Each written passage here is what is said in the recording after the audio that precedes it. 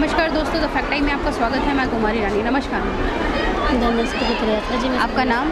जी सगुनसा। कहाँ से हैं? जी यूपी बड़ौत। जी। कितने सालों के डेरा सच्चा सौदा से जुड़े हुए हैं? बचपन से जुड़े हुए और मेरे मम्मी पापा मतलब बहुत ही दिनों से जुड़े हुए हैं हम तो। जी। उससे आपका पहले पूरा परिवार इस संस्था से जुड़ा हुआ हाँ, है। जो समाज में, जो मीडिया में दिखाया गया था डेरा सच्चा सौदा को लेकर, इसके बारे में क्या कहना चाहते हैं आप? इसके बारे में कि पहले यहाँ पर आकर देखो कि ऐसा है कि नहीं है। ऐसा तो किसी के बताने पे कोई कुछ भी बोल सकता है, लोग हमारे बारे में कुछ भी बोल सकते हैं। ऐसा कुछ भी नहीं है जो मीडिया बोल रही है जी। क्योंकि आप यहाँ पे आकर देख लो, आप यहाँ पे कितना न्यूज़ आई हुई है, कितनी भीड़ लगी हुई है। तो ये सब बात झूठ थोड़ी ना, इतना टाइम थोड़ी ना लोगों के पास कि अपना काम छोड़ कर फिर अच्छे है तभी तो यहाँ पे आते हैं, जिनको अच्छा लग रहा है। अगर ऐसा कुछ होता तो क्यों आते हैं यहाँ पे? जी मैम, अभी 5 साल पहले जो गुरुजी सत्संग करते थे और अब इन 30 दिनों में जो बरनामा यूपी में आए थे गुरुजी, उन्होंने ऑनलाइन और ऑफलाइन दोनों तरीके से साथ संगत से रूबरू होकर बात किया है। उन्होंने सत्संग किया, नामदान दिया। इसके बारे में आप क्या कहना चाहते हैं?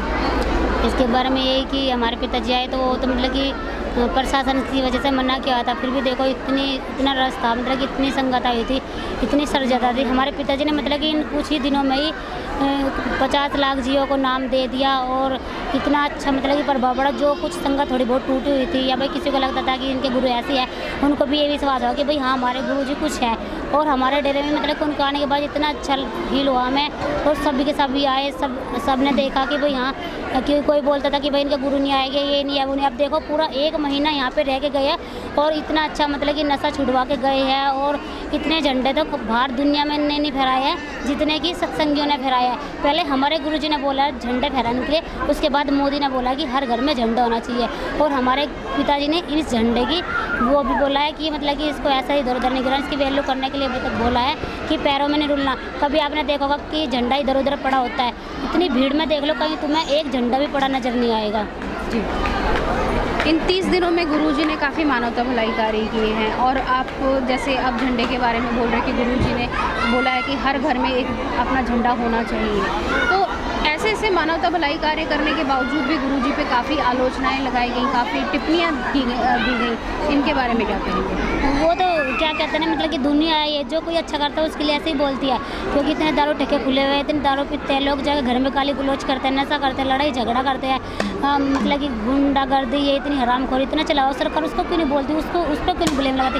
वो क्यों नहीं सरकारों को दिखता? हम इतना यहाँ पे ब्लड डोनेट करते हैं। मैं खुद 16 बार ब्लड डोनेट कर चुकी हूँ। और यहाँ पे मतलब कि जैसे विधवा है उनकी शादी करने, गरीब लड़कियों की शादी करके देने, गरीब बच्चों को पढ़ाते हैं यहाँ पे, और राशन देते हैं, परमार्थ करते हैं।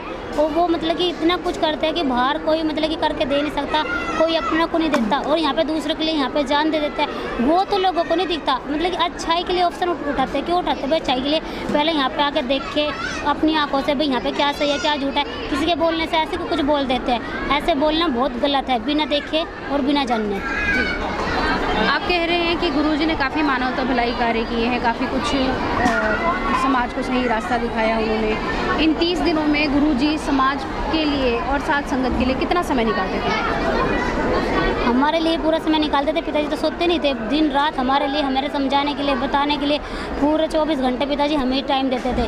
2 घंटे भी नहीं वो बीच में आराम करते थे। और वहाँ पे भी ऐसे करते हैं, वहाँ पे भी रह के पिताजी ने 700 भजन बनाए, हमारे लिए टाइम निकाला। जितना भी उनको टाइम लगता था उसमें भजन बनाते थे। वहाँ पे पौधा वगैरह मतलब कि पूरी देख रेख हर चीज़ में करते थे और को टाइम देते थे। और यहाँ पे भी हमारे पिताजी ने इतना अच्छा कर दिया और इतने अच्छे से पिताजी सोते भी नहीं थे। हम कहते थे उसके बावजूद ना पिताजी अपने खाने के लिए, अपने सोने के लिए, ना ही अपने परिवार के लिए, जितना पिताजी ने टाइम दिया समाज सुधारक के लिए और समाज से बुराई हटाने के लिए, इस चीज़ के लिए पिताजी ने टाइम दिया। इतना कोई नहीं कर सकता जितना हमारे पिताजी करते हैं और जितना हमारे पिताजी दुनिया में सेवा कर रहे हैं और दुनिया को जागरूकता कर रहे हैं। हम अब मैं कुछ नहीं कर सकती थी, लेकिन उनके वचनों पर चलने के अनुसार मतलब कि हमें पता नहीं चलता हम कितना ऐसा जाग लेते हैं कि ऐसे भलाई के कार्य कर लेते हैं। मैं कभी एक सुई से डरती थी, बुखार होता था, सुई नहीं लगाती थी। और अब मैं 16 बार ब्लड डोनेट कर चुकी हूँ। ब्लड डोनेट करने के बाद ऐसा लगता है कि दूसरी बार नंबर कब आए। जी मैम, अब इन सब चीज़ों को देखते हुए मैं आपसे एक ही चीज़ सवाल करना चाहूँगी कि संत जी इतने भलाई कार्य कर रहे हैं, इतना कुछ कर रहे हैं, तो आप सरकार से क्या अपील करना चाहते हो? हम सरकार से यही अपील करना चाहेंगे कि भाई देखो, जो कोई गलत करता है, जो कोई आपकी नज़र में गलत है, उसको तो देखते नहीं, और जो सही है उसको बोलते हैं। सरकार से यही अपील करना चाहेंगे कि भाई मतलब कि जो मीडिया जिसको इतना मानते हैं, जिसको अच्छा बताना चाहिए, अच्छा दिखाना चाहिए, जिसकी बातों पर लोग विश्वास करते हैं, उसके लिए मतलब कि वो इतना गलत इतना झूठ फैला रहा है। अगर इनमें मतलब कि भाई हिम्मत है, तो सच बताने की ताकत है, तो इनके माँ बाप ने इनको अच्छे संस्कार दिए, तो सच दिखाओ ना। सच क्यों नहीं दिखा रहे? पैसों के लिए क्यों बिकते हैं? वो इंसान क्या जो पैसों पे बिक जाए, उसकी औकात क्या है? अगर इंसानियत है तो सच के रास्ते पर चलो, हिम्मत है तो हमारे सतगुरु ने देखो हमें इतनी हिम्मत बख्शी हुई है, चाहे हमारी गर्दन कट जाए पर फिर भी हम सच से हटने के नहीं, टस से मस नहीं होंगे। चाहे हम अकेले हो, चाहे हमारे सामने कितने भी आ जाओ, लेकिन जो सच है वो कभी नहीं हारता। और एक दिन देखना, सूरज पर कितनी मिट्टी डालो, अपने ऊपर आके गिरेगी। अब हमारे पिताजी देख लो हमारे बीच में आए, और हमें विश्वास है अब भी आएंगे, हमेशा के लिए आएंगे। एक दिन कुछ तो पता चलेगा वो लोगों को, और एक दिन देखना सबको, दुनिया को सच सामने ही आएगा कि हमारे गुरुजी क्या चीज़ है। आज आपने खुद सुना, जो साध संगत है वो यही कह रही है कि हमारे गुरुजी बिल्कुल साफ निर्दोष हैं, उन्हें साध संगत के बीच में वापस आना चाहिए। उसी तरीके से साध संगत को सही रास्ता दिखाना चाहिए। इन तमाम सत्संगियों की आवाज़ को सुनते हुए सरकार को एक बार गौर करना चाहिए, और इन्हीं तरीके की जानकारियों को प्राप्त करने के लिए द फैक्ट आई से जुड़ रही है। धन्यवाद। Subscribe to our channel and press the bell icon.